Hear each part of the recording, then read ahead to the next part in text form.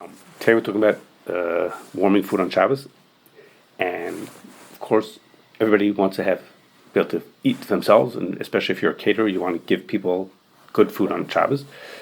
The problem is, so yes, we give people chalent is a staple, but it's hard to give people hot food again, especially if you're a caterer.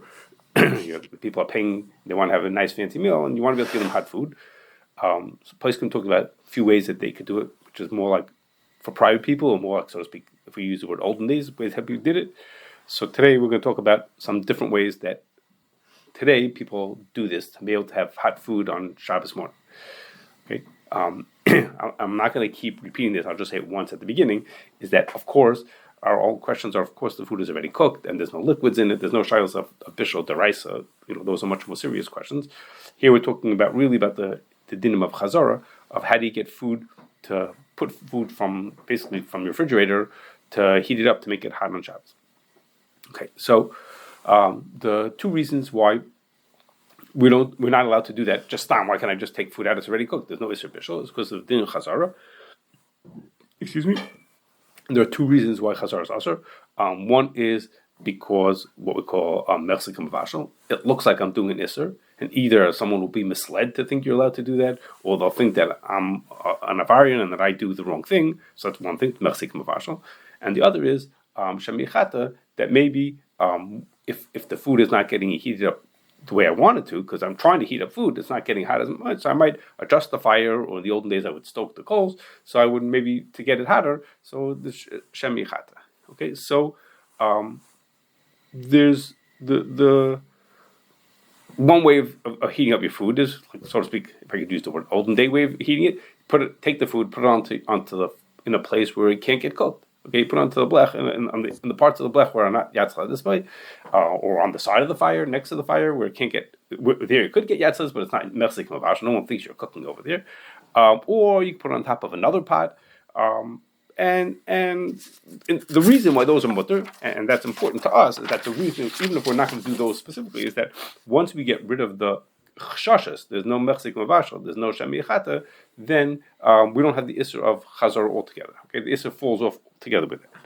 Okay. Okay.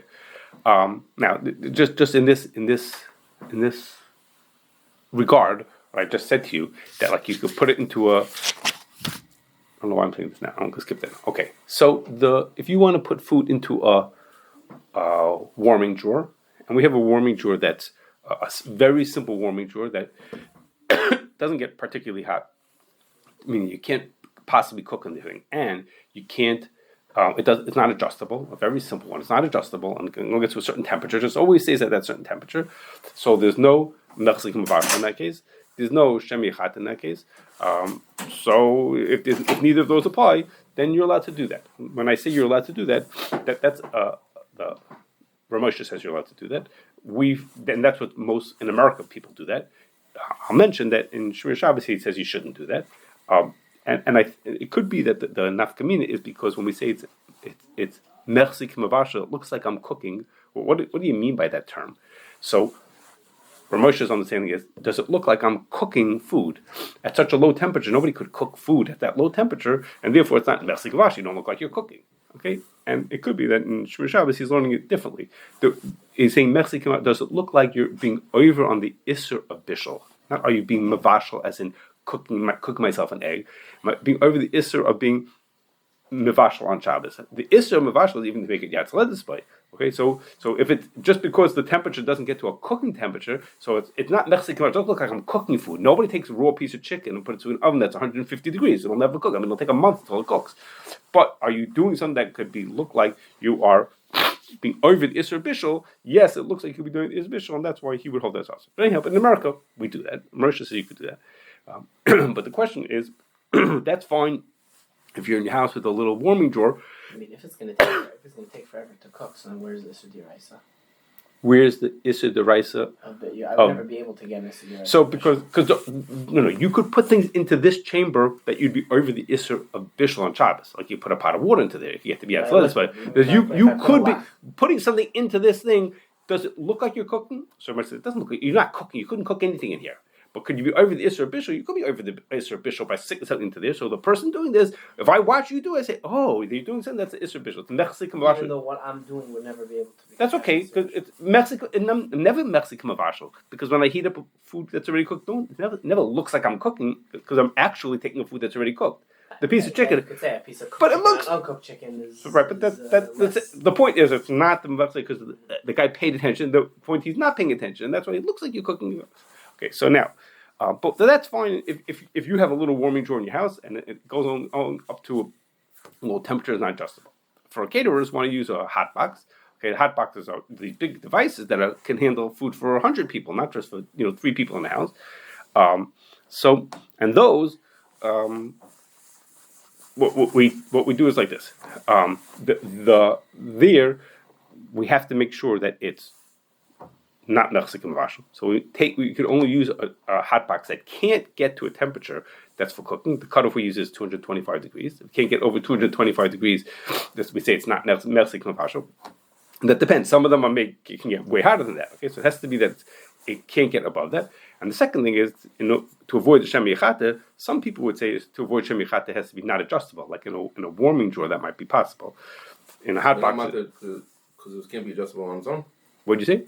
We're not matter if it can't be adjusted on its own. That's enough to be matter. I thought that was enough. If it can't be adjusted, if it's not adjustable, if it was also not mechzik and mavashal, it has to be not that it can't get to a temperature that's high enough for cooking.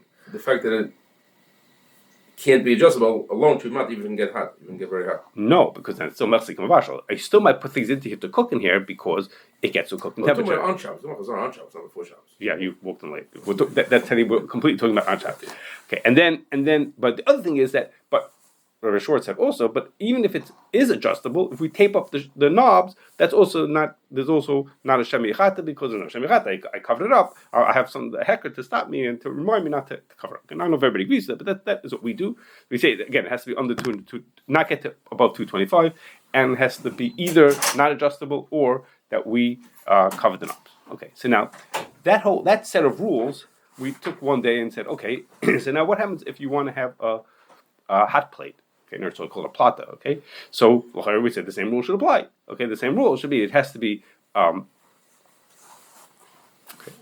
I skipped something, but we would say the same rules would apply, which is that it's has to be not adjustable and has to be not get hot enough to be able to cook on. Okay, so we tried one once. There was a hot plate made specifically for use on Shabbos. I mean, you could use whatever you want to, but it was designed for people to use on Shabbos. And we looked at the device, and it was not adjustable. Okay, that was good. That was the easy part. But as far as heating was, it got to 274 degrees. So we said, no, not good. We said 225 is the cutoff. Okay, so then what we did was we took a pot of water and put it onto the hottest part of the hot plate. For whatever reason, one part was hotter than the other. I put it onto there, and it sat there for hours, literally for hours. Okay, if you walked into my office, you would have seen it. It sat for hours sitting on this thing. Okay, and the hottest it could get after it wasn't a very big pot, and it wasn't a lot of water. And the hottest it ever got was 171 degrees. Okay, the water. Okay, so it turns out that what was going on was that even though the device could get to over 225, okay, but in the surface, right? The plate, the hot plate itself got to a hot temperature. Measured by what? But measured by how? How did you measure a thermometer? You stuck a thermometer onto it. We had a contact thermometer that just touched it. That just touched it. And it got to, maybe it was really hot and our thermometer wasn't perfect, but it was 274 on the thermometer. That's what it was. If I would have been more bored, I would have put you on the screen to show you the pictures of us doing it. Okay, but anyhow, but we went to Reese and said, Reese, what should we do with this? He says, okay, the real rule is that it's not 225. Let's figure out what's going on here scientifically. 225 is not doesn't mean it can't get to 225. I mean, in a hot box, it can't get 225 because then the food will get that hot, and that's within range of a cooking temperature. But over here, obviously, what counts is what the food can get to. And if the food can't possibly get that hot, then we're good. And they said we're okay. If you could bring water, I don't know if this would be called normal because you have to leave it there for hours. But if you could get water to 175 degrees, then maybe that should be an issue also. Because that's special on mine. So again, you're looking at it. The way I called in Shmir Shabbos is that it could be over the Isser Bishop. Nobody would cook. When you try to make soup, you wouldn't make soup that only gets to 175 degrees. If I want to heat up water, that's also cooking. But you're talking about the Isser Bishop. I'm talking about is would anybody cook? If I wanted hot water for a coffee. Yeah. Okay, so if I would have made hot water for So coffee, people might not do this. People might not do it on a plata.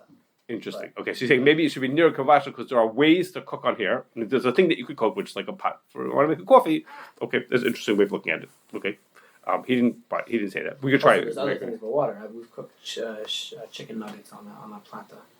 Pot loses much more heat than something that's. So you think if you were to put it straight onto it, we've cooked on Yantif chicken nuggets on the plata. So you can't get paid Really? 175. You can't cook chicken nuggets on it. I've cooked chicken nuggets on a plata. Well, I don't know. Maybe it was getting maybe they were pre-cooked. Maybe they just need to be warmed up. Maybe they just. But you took raw chicken. Raw chicken that forgot to get cooked before Yantif. We cooked it on Yantif. Really? Okay. It didn't taste as well. It should have tasted. No, You know. you couldn't tell. You couldn't tell something was wrong. Okay. I'll have to think if we ever come over for Shabbos, if we want to eat our food. What was going on scientifically? Why was it that it was losing? Because I guess just because the surface is hot, think about the rest of it is just exposed to the air. So an inch off it wasn't too hot either. You know, the surface itself was very hot. But and you had the pot touching it, and the so pot didn't make the pot the same temperature as the thing. The pot it loses because it's exposed to the air. You know, so the difference was that in a hot box is a box and it's keeping it at a temperature as opposed to this was exposed to the outside. Okay. We could think about the science afterwards. I can sat for hours. Okay, it sat for a long time. Sat on my desk, just sat there and going and didn't go. Doesn't take water to boil an hour. Doesn't take hours for water to boil. So it shouldn't take anything, right? It just sat there. We couldn't get over that. Okay. Because so he missed it. It had to do with him, and he missed it. Okay. That's my fault. Okay. I don't care. He missed his story. Okay. Now, Next thing is in 1997. Okay. Before my time living in Chicago, the Rabbanim in Chicago got together. A lot of important people got together and made up a list of rules of Shabbos policies for caterers. Okay, did you know that? I didn't know that. Okay, till 10 years ago. Anyhow, they made up this rule, and they made a bunch of important people signed on it. Including two of the people who were involved in it. Now later was Schwartz and Rabbi First, from Chaim Levin signed in it, Rabbi Zucker signed, a whole bunch of people signed it. Aaron Soloveitchik, a whole bunch of people signed on this paper to say what should the rules for Shabbos caterers be in Chicago. Okay, which is great for the city that everyone should have the same set of rules. Okay, so one of the rules was that if you wanted to put food onto a stovetop on Shabbos, you could do it on top of you could take an empty pan and turn it upside down and put it onto the fire or on top of the blech, and then you could put food on top of it. Okay, pan means what? Pan means. A pan means like a cookie sheet, like cookie a pan, like anything. It sheet? didn't make difference. Anything that was what? No thickness. Any. The rules didn't say any thickness though. Just the point you had to just put on top of something else. Okay, so this idea that you could put something onto an empty pan is to do in Achronim. So I'm going to tell you a little bit about that and then what happened in the story. As many of you sitting here probably know, or who are listening probably know, the Mechaber says two things that seem to be sides to each other. First, he says, if you have food that's going to burn on Shabbos and you want to remove it from the fire, but you want it to stay on the fire anyhow. So he says, take an empty pot and hold the pot in your hand. Follow the rules of Chazara. Put down an empty pan under there. So now you made a little space, and then you put your pot back down on top of it. Like a mashma that it's only mutter because you follow the rules of Chazara. So basically, you're following the rules of Chazara. That's why you put it onto the pan. But two halachas later, he says that if you want to take food out of your fridge, he didn't have a refrigerator, but you want to take food out of that without following the rules of Chazara, so you could put it on top of another pot that's cooking food already that's on the thing. Okay, so which one is it? Is it mutter if you follow the rules of Chazara, or is it mutter to put food on top of a pot without following the rules of Chazara? Okay, in one place he sounded like you have to follow the rules of Chazara, and one he was like you didn't have to follow the rules of Chazara. Okay, so Bir Lacha asks this question, and it brings from the Pri Megadim, who says the difference is that in the case where he said you have to follow the rules of Chazar, it was an empty pan. Okay, it was there. It said Yishana Reikanis. Okay, and that's why you have to follow the rules of Chazar. When it says you could put food on top of a pot that has food, that you could put any food onto a pot that has food in it, that's talking about that it's a food. It has food in it. Now, cham, and you have your child. There's food cooking that you can put into there. Okay, which means is what's the difference between them?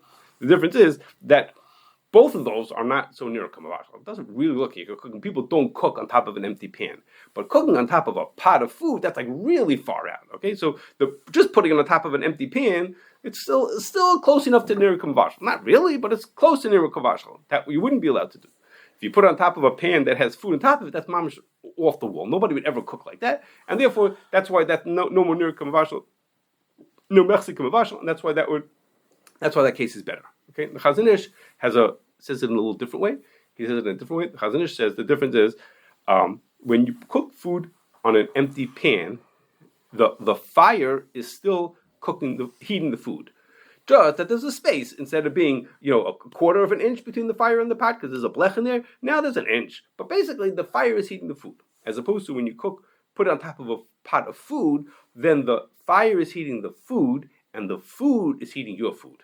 The fire is heating the chalk, and the chalk is heating your chicken. So you didn't put it onto the fire, so to speak. You put it onto that chalk is heating it up. As opposed to when you put it onto an empty pan, then it's not chalk heating it up. Then it's just fire heating it up. Just a little space between the fire, and that's the difference between the two cases. That's how the Chazon Ish understands the difference between the cases. Okay, so so after you heard all that, I said that. Now this policy that the Chicago policy seemed to be not like that. It's saying you put it onto an empty pan. Okay, that was the question that was brought to people that seemed going to an empty pan. Policy was just on an empty pan or an empty pan on a blech? I don't remember. It doesn't make a difference from the Be'er Halacha side of it. What did it say in here? No, it's on top of a blech. Okay, an empty pan on top of a blech. I'm not sure why that makes a difference. I don't think the Be'er Halacha would have told it. Some places want to say even for the Be'er Halacha if there's a blech on. That the blech would make it better. Yeah. And that's like two layers. Oh, okay, could be. Okay, I didn't know that. Okay, anyhow, so that's one thing. So on the other hand, in Shmir Shabbos, he says you don't have to be makbid for this. Okay, and for two reasons. First is he says a lot of people, including the Mishabur himself, seems to not say like this. Well, I just told you it's a Be'er Halacha, but he shows you that if you look in the Mishabur himself, he doesn't seem to say that this chiluk, and he holds that even in an empty pan you can put it on top of it. I was going to do this. It wasn't worth it. I was going to do this. The Shmir Shabbos, he says, listen to this thing. I was going to pull it out for you. He says, I in simulation of Gil Mishabur Sifkat and Pei Aleph. Saif simulation has called the Milsa. Simishin Yid has this. Nishwas Avram like this. There's a whole list of marmakaimas, and it was really interesting to pull it apart. Okay, just to pull apart what do you want from each one of those marmakaimas. I was going to show you, but for a different day. Anyhow, but the second thing is, he says is maybe the whole Be'er Halacha, or the Prim Gadol who's being machmir, is when the person is in the process of cooking, the food is on the fire, the food is burning. Okay, the food is. Hold on a second. Let me just remember what I'm saying over here.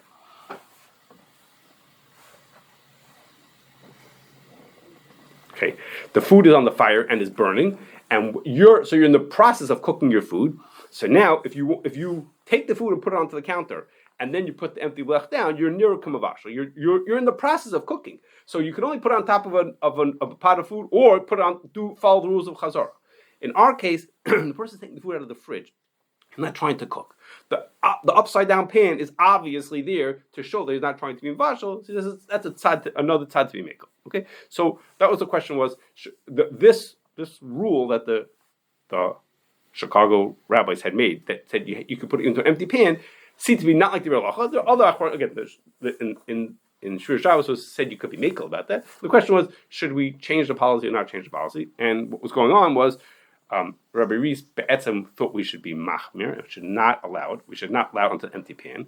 But he and Rabbi first talked it over, and had been this long-standing policy from before Rabbi Rees's time and before lots of anybody in this room. So maybe not your time, but everybody else here's time. Okay, it was long before everybody's time. So they decided was the CRC changed the rules a little bit and said and we changed the rules to become you should put it onto a pot of food. That's what you should do. Okay, if it's not possible, then you should put it onto the empty pan. Okay, rather than making it that the empty pan is a first choice, instead they said, okay, put it onto an empty pan if you don't have a choice. Okay. Empty pan, it says upside down to empty pan, or we do it. They actually do it upside down, but I'm not sure. But if you do it right side up, what's the shino there? Well, I guess the point is because you don't cook in a pot on a pot.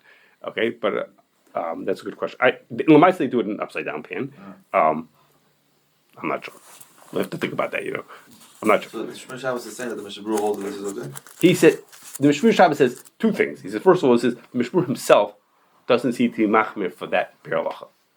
The Bir Halacha is just, is a Bir Halacha, but in the Mishmur himself, he shows you where he's not machmir on it. Again, if I would have pulled out the pieces, I could have shown it to you where he's getting that from. And then he says, maybe even the Bir Halacha would have been makel in a case like ours. Why? The whole time that we say is you have to follow the rules of Chazara is because you're in the process of cooking. Had you been not in the process of cooking, you're just taking food out of the fridge, he would have been makel to say you do it. Okay, yeah, I can show you if you want. Okay, we'll be on the shorter side. I'm going to skip this on not so relevant. Okay, now the next thing, which is taka very relevant, is the Ramah says you can't ask a guy to do chazar for you. Okay, he says he says he says it this way. He says if you ask the guy to do it for you, then the food is usher. Okay, now if you ask him to do if he asks you to do chazara in a way that would be isser deraisa, he says then there's a special knas. I didn't remember this. I didn't know this. There's a special knas. You can't even eat the food when it cools down. Okay, which is to say the food becomes usher till after Shabbos, because like Kanas, usually, even though you're not having hanor from what he did for you anymore, you're not allowed to eat it at all. If it's just Chazara, then he says it's just usher. Not if it cools down, but the food is usher. Okay? And that's even if it being Issa Darban. So, but the Bir Halacha says, he brings from the Shari Tshuva, in a later simon, that in Constantinople, which is now Istanbul, every Shabbos, they would ask the Goyim to put the meat onto the fire for them. In other words, they would ask them to do chazar for them. And Pri Megadim says that the logic behind that is, he says it's a shvus l'tzarech Shabbos. I'm asking the guy to do an issa d'rabbanan for me. It's for me to have hot food on Shabbos, so that would be the tzad to be mekel. Now, the Pri Megadim himself is not very happy about this. He's not very excited about this thing. But the Bir Halacha said, the Pri Megadim says, Hamekel loy goyrim boy. Okay, he says don't start it with people who do this, but he himself is not very happy about it. And the Bir Halacha says l'tzarech Shabbos you could do it. Okay, but the Shari Tshuva brings such a thing, and the Pri Megadim says you shouldn't argue with people who do it. He says l'tzarech Shabbos you could be made. Okay, so there's reputable hashkacha that their caterers do this every day, every week. This is their standing policy that they do this. They want to have hot food. They don't follow any of the rules that I told you about until now, or any rules of Chazara. They tell the employees, the non-Jewish ones, hopefully, they tell the non-Jewish employees, he says, go put the food in, heat it up, no problem. You can heat up the food. There's no problems of Chazara. Okay, they follow the rules of Bishul. What? As long as the oven was on before Shabbos. They don't do any Isur and Deraisa. They don't tell the ovens. They're easier to keep the ovens on. You can't keep your food on for the whole Shabbos. The ovens are on. They do. They don't follow any of those rules of Chazar. They say you could do this because it's a shus, l'tzarech Shabbos, like the people in Constantinople. Why are they opting for the case of not getting screamed at as opposed to doing it in the optimal way? Say that again? Why do they want to be not screamed at? Not screamed at. Oh, ain't Gary boy? Yeah, why don't they do it in the Okay. No, he says l'tzarech Shabbos. The Bir says l'tzarech Shabbos. Of course l'tzarech Shabbos. Right, but it's not No, it's the sign of So- a system. That's one a case where something happened, where it went wrong. And That's not what he neither said. So- Isn't shus the shus hutcha, not hutcha? You can't have chiluk. setting up a system that you need Yeah. to do this. So the reason why you guys are all very smart. The reason why the other hashkachas don't do this. This is a sticking point between this hashkacha and everybody else. Is first of all, the Bir Halacha is not thrilled. Okay, if you read it and you'll see the Pri Megadim for sure not, and the Bir Halacha is also not very happy about this whole idea. Doesn't seem like the greatest thing to be samachan, but also is like you said, is that things that are shvus is for when you got stuck. Okay, now in Constantinople, it seemed like they did it every week. That's not like the Shari Tshuva, the party did every week, but it could be they didn't have warming drawers that didn't get the right temperatures and all kinds of ideas, and they would be stuck and they had nothing to eat. Maybe it doesn't say it. We're just sticking that in, but just our general feel for shus is when you're stuck, this is what you're supposed to do. B'di'evids are for b'di'evids, and not to set up your policy like that, especially when we have other choices. Okay, everybody else has. You just heard me for the past 15 minutes tell you about all other kinds of ways to heat up your food for Shabbos. But the mice is that is what's going on. There's this one hashgacha does it, or those who follow their policy, but the other hashgachas don't. Okay, now to end off on a positive note, at least in my mind, is that I wanted to tell you something. I went for whatever reason to see a hotel in Eretz Yisrael, and I found there a device that I never saw in America. Maybe it exists, or maybe it exists since then. And it's called a Shabbos Chef. Okay, and I was like really interesting to me, which is it's a device. I don't know what you want to call it, and it could be both. I have pictures of it. I didn't put it on the screen. Oh well, sorry. There's not so much to see in the picture. It's both a refrigerator and an oven. So, and it gets programmed. You tell it when you want it to be each one of them, and that control box, the programming has a lock on it. So the mashgiach locks it, and the way they said it's a refrigerator. It's always a refrigerator, except on a Shabbos morning. In this case, they said it for 6 o'clock in the morning. You say whatever you want. At 6 o'clock in the morning, it turns into an oven. So the whole Friday, the staff in the hotel are packing in pans of food into this refrigerator as much as they can. Come right before Shabbos, the mashgiach locks the door also. Okay, not only did he lock the controls, he locks the door. Nothing else could be put in when Shabbos starts. And then come Shabbos morning, all the food that they wanted for the Shabbos day meal, all of a sudden it heats up to the temperature they wanted to.